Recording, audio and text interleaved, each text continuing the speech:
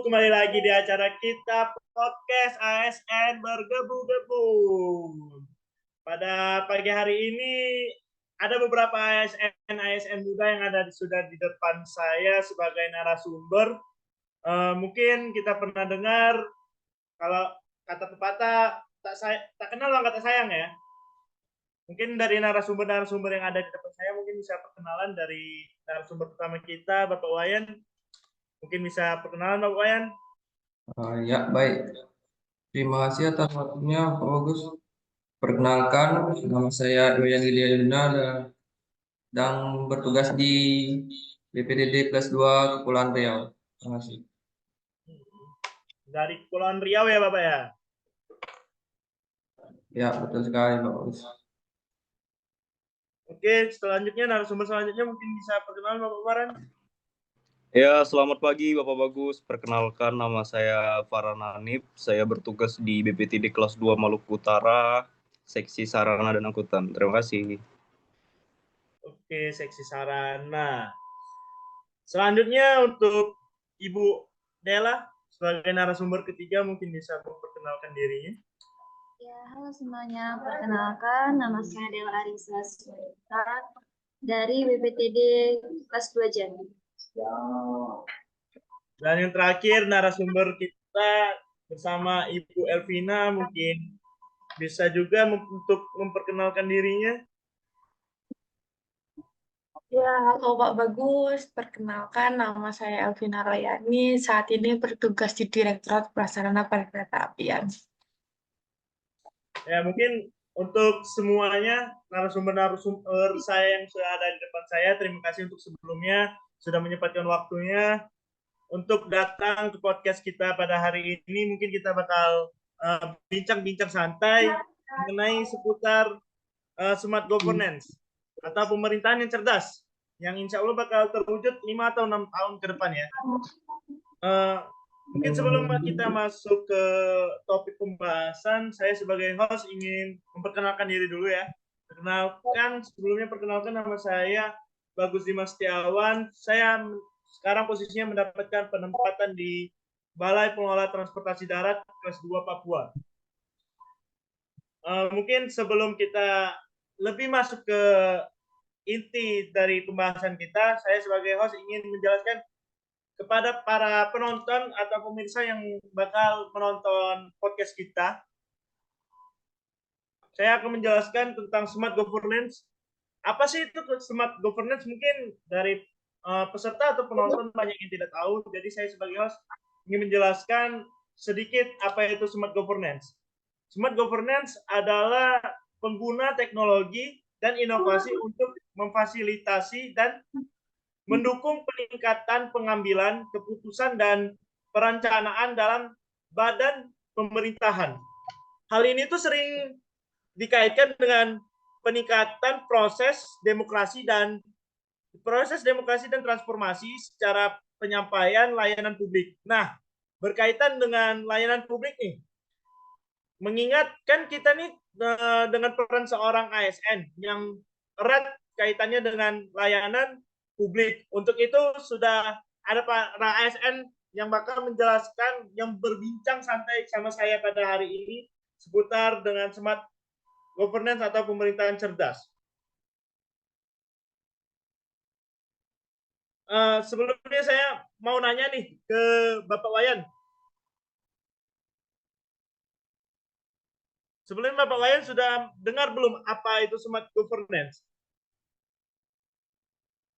Ya, Pak Bagus. Tentu saja sudah ya untuk smart governance sendiri. Menurut Bapak Wayan nih, apa sih guna atau manfaat smart governance di kehidupan kita sekarang ini? Mungkin banyak penonton yang belum tahu gimana tuh konsep smart governance yang bisa kita terapin di kehidupan kita sehari-hari. Mungkin Bapak Wayan bisa dijelaskan sedikit? Baik, origin. Terima kasih atas waktu dan kesempatan yang telah diberikan kepada saya.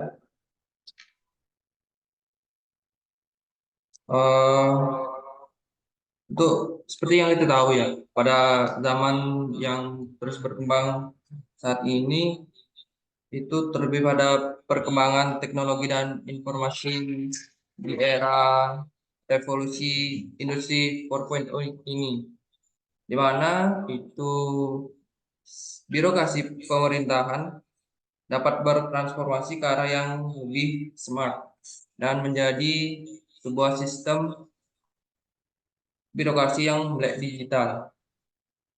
Sehingga pada nantinya perubahan ini akan membawa dampak positif di berbagai sektor di birokrasi pemerintahan. Kemudian salah satu dampak langsung dari pemanfaatan teknologi digital pada sistem birokrasi pemerintahan yaitu memberikan kinerja pelayanan yang lebih efisien, responsif, dan tepat sasaran kepada para masyarakat. Terima kasih. Oke, sebelumnya terima kasih Bapak Wayan atas penjelasannya tentang smart governance yang bisa kita terapkan di kehidupan kita sekarang ini. Mungkin dari narasumber Bapak Wayan ada poin-poin yang bisa ditambahin nggak? Yang sebelumnya udah dijelaskan sama Bapak Wayan. Ya, menambahkan dari yang sudah dijelaskan oleh Pak Wayan, selain itu, smart government ini kan juga merupakan sebuah gagasan ya, yang mengkhususkan pada tata kelola pemerintahan.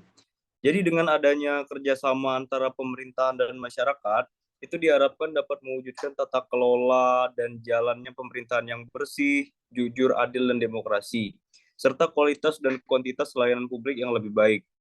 Terus dengan kebijakan ini juga pemerintah dapat mempercepat proses administrasi dan pengambilan keputusan serta serta meningkatkan akuntabilitas dan transparansi dalam penyelenggaraan pemerintahan dan juga pelayanan publik. Begitu kurang lebih.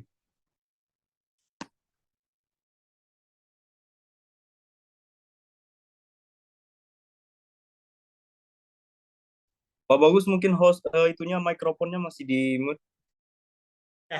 Maaf ya, ada kesalahan teknis sedikit. Wah, keren banget ya rupanya ya konsep dari smart governance ini. Terus kalau boleh tahu nih, apa sih peran dari pemerintah atau peran kita nih seorang ASN ini agar smart governance ini dapat terwujud? Mungkin bisa dari Ibu Della. Jadi di sini saya jelasin tentang peran dari ASN. Jadi kami para ASN ini sebelum menjadi PNS utuhnya itu ada namanya itu pelatihan pembentukan karakter seorang CPNS, di mana di dalamnya itu kami diberi kaidah-kaidah atau konsep yang akan menjadi pedoman kami dalam bekerja atau menjadi seorang PNS nantinya. Nah, dari situ salah satu yang kami pelajari yang berkaitan dengan smart government ini yaitu mengenai smart ASN. Jadi di sini saya jelasin ya, smart ASN itu kebijakan yang ditujukan bagi pegawai aparatur sipil negara yang bertujuan untuk meningkatkan kinerja pegawai dan efisiensi pelayanan publik. Jadi melalui pemanfaatan teknologi informasi yang secara digital ini. Nah, menuju smart governance itu, smart ASN ini dapat membantu memudahkan pengelolaan data dan informasi serta untuk mempercepat proses kerja nanti dalam administrasi pegawai aparatur negara. Mungkin itu yang bisa saya jelaskan mengenai peran dari ASN. Oke, terima kasih Ibu Della. Mungkin tadi juga saya baru dengar apa itu smart governance dan sekarang saya baru dengar tentang smart ASN. Mungkin dari yang dijelaskan Ibu Della tadi, kalau boleh saya tahu nih, isi dari konsep smart ASN ini apa aja sih? Mungkin dari Ibu Elvina bisa memperjelaskan isi dari smart ASN ini apa aja sih? Ya, jadi smart ASN ini merupakan suatu konsep di mana menjadi pedoman untuk ASN karena berisi nilai-nilai dasar ASN yang harus dimiliki gitu oleh setiap individu. Dan ini tuh terdiri dari ada 8 isinya. Yaitu yang pertama ada integritas, yaitu merupakan sebuah kepercayaan atau tanggung jawab yang harus dimiliki oleh seorang ASN yaitu meliputi kayak kejujuran, etika, moralitas dari masyarakat. Kemudian yang kedua ada nasionalisme, yaitu adalah pengabdian kepada bangsa dan negara untuk mendukung pembangunan Indonesia dan memberikan yang terbaik untuk negara kita ini. Lalu yang ketiga itu ada sikap profesionalisme, yaitu mempertahankan standar tinggi dalam setiap aspek pekerjaan kita dengan berdedikasi tinggi pada pelayanan publik dan tentunya dalam mengutamakan kebutuhan masyarakat.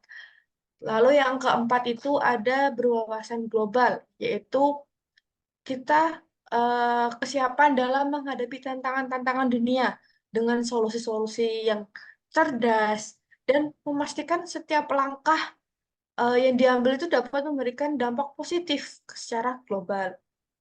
Kemudian ada yang kelima itu penguasaan IT dan berbahasa asing, karena di zaman yang semakin modern ini, itu penguasaan teknologi dan berkomunikasi dalam bahasa internasional itu memungkinkan kita untuk berinteraksi secara efisien dari lingkup global yang terus berkembang ini. Terus yang keenam itu ada berjiwa hospitality, yaitu sikap seorang ASN itu tidak boleh lepas dari sikap yang ramah, sabar, dan penuh penghargaan dalam setiap interaksi kepada masyarakat. Dan tentunya akan menciptakan lingkungan-lingkungan yang positif dan inklusif. Kemudian yang ketujuh ada entrepreneurship. Jadi kami itu terus mencari inovasi dan kreativitas untuk memecahkan masalah-masalah yang kompleks, yang berat, sehingga nanti itu dapat memberikan nilai tambah bagi pribadi kita dan bagi masyarakat, sehingga nantinya akan menghasilkan solusi-solusi baru.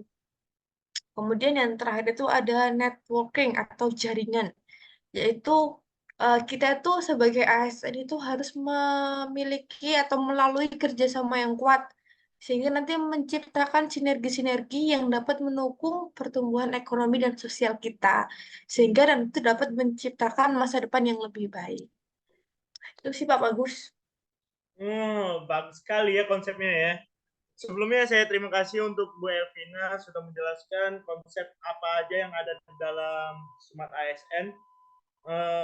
Ada nggak nih dari kita nih sebagai ASN muda, harapan dari adanya konsep Smart ASN ini apa sih?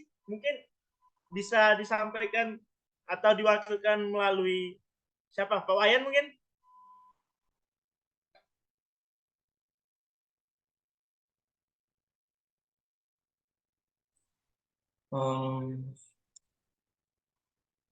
Baik, bagus, terima kasih atas waktunya. Mohon maaf tadi agak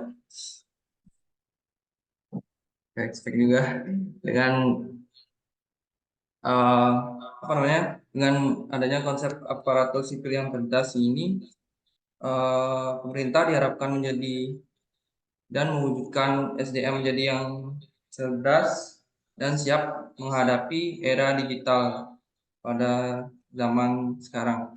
Selain itu, pemerintah juga berharap kebijakan ini menjadi solusi penting dalam meningkatkan efektivitas dan efisiensi bukan hanya bagi kinerja pegawai aparatur negara, tapi juga dapat mendukung terciptanya pemerintahan yang cerdas dan transparan. Karena aparatur yang cerdas dan melek digital dapat membawa sistem pemerintahan Indonesia menuju perkembangan birokrasi 4.0 yang sejalan dengan revolusi industri 4.0 sekarang. Maka akan mengarah pada semua jenis layanan publik yang diselenggarakan pemerintah berbasis digital dan terintegrasi. Terima kasih. Oke, terima kasih untuk Bapak Wayan. Dari tadi nih kita udah ngobrolin tentang smart governance, smart ASN. Mungkin dari kita nih sebagai narasumber atau sebagai ASN muda bisa menyimpulkan nggak sih apa sih yang dimaksud dari smart governance dan smart ASN ini apa sih? Mungkin dari narasumber Bapak Farhan bisa menyimpulkan apa yang telah kita sampaikan dari tadi sampai mau habisnya pembahasan kita ini sekarang. Boleh. Jadi kesimpulannya begini teman-teman. Jadi menuju smart government, implementasi ASN cerdas dalam rangka peningkatan akuntabilitas dan transparansi pemerintah itu membutuhkan dukungan infrastruktur dan kesiapan SDM yang memadai. Oleh karena itu, pengembangan kompetensi pegawai merupakan kunci dalam mewujudkan konsep aparatur sipil cerdas yang efektif dan juga efisien. Nah, selain itu juga, evaluasi dan monitoring kinerja pegawai juga perlu dilakukan karena dapat meningkatkan akuntabilitas dan juga transparansi dalam penyelenggaraan pemerintah dan juga pelayanan publik. Nah, jadi bukan hanya mengandalkan penggunaan sistem digital, penerapan juga memerlukan strategi yang matang dan juga terintegrasi dengan sistem administrasi lainnya. Matang dan terintegrasi dengan sistem administrasi sehingga solusi dalam mengatasi tantangan dan masalah yang dihadapi oleh administrasi pegawai ASN dapat teratasi dengan tepat sasaran, yaitu sesuai dengan fungsi dalam membantu meningkatkan pelayanan publik yang lebih baik dan lebih cepat bagi masyarakat, juga menjadi mudah terwujud.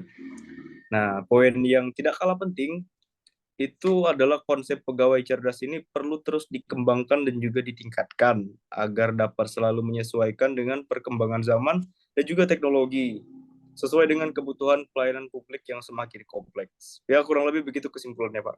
Terima kasih. Mengenai pelayanan publik nih, kan yang dimaksud dengan pelayanan publik itu kita melayani masyarakat ya, masyarakat. Pokoknya semua yang dibilang itu masyarakat kan kita layanin. Mungkin untuk sekarang ini kita lagi berada menuju ke Hari Raya Idul Fitri. Pelayanan publik apa sih yang kita adakan sekarang sebagai kita ASN muda untuk mengasihkan pelayanan terbaik kepada masyarakat atau publik? Jadi melihat sekarang mobilitas penduduk itu sudah mulai meningkat ya karena mau mendekati Hari Raya Idul Fitri maksud saya. Jadi kita sebagai insan perhubungan yang baik itu yang pertama harus melakukan monitoring dan juga pengawasan yang ketat. Itu untuk meminimalisir terjadinya risiko-risiko kecelakaan pada saat arus mudik. Mungkin bisa ditambahkan sama anggota yang lain.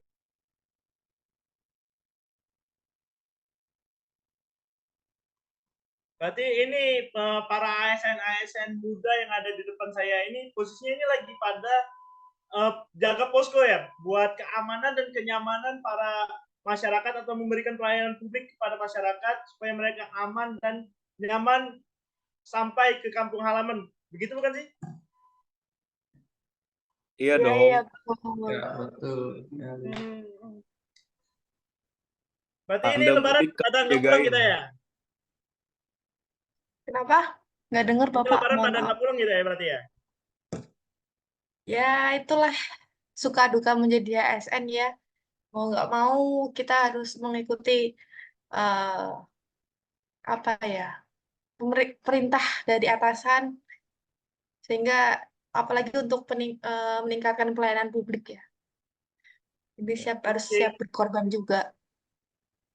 Amanat Terima negara lah. kasih buat semuanya ASN muda yang apa jiwanya, yang semangatnya, yang masih overpower, yang sangat dibutuhkan negeri ini untuk mengasih pelayanan publik yang baik kepada masyarakat. Sebelumnya terima kasih banyak sudah menyempatkan waktunya telah ngobrol santai bersama saya sebagai host. Saya mohon maaf kalau ada kata-kata yang kurang sopan ataupun menyinggung perasaan-perasaan narasumber saya pada hari ini. Mungkin saya ingin menyampaikan kepada masyarakat yang sedang melaksanakan perjalanan mudik, tetaplah berhati-hati di jalan, gunakan alat keselamatan, dan kalau emang di perjalanan merasa kantuk ataupun lelah, harap menepikan kendaraan sebentar untuk beristirahat di rest area yang sudah kita sediakan. Mungkin dari saya, semoga para pemudik yang sedang ada di jalan, semoga mudik ceria, penuh makna, dan bisa berkumpul bersama keluarga di kampung halaman. Mungkin cukup sekian dari saya, podcast ASN Bergebu-Gebu. Saya pamit undur diri. Wassalamualaikum warahmatullahi wabarakatuh.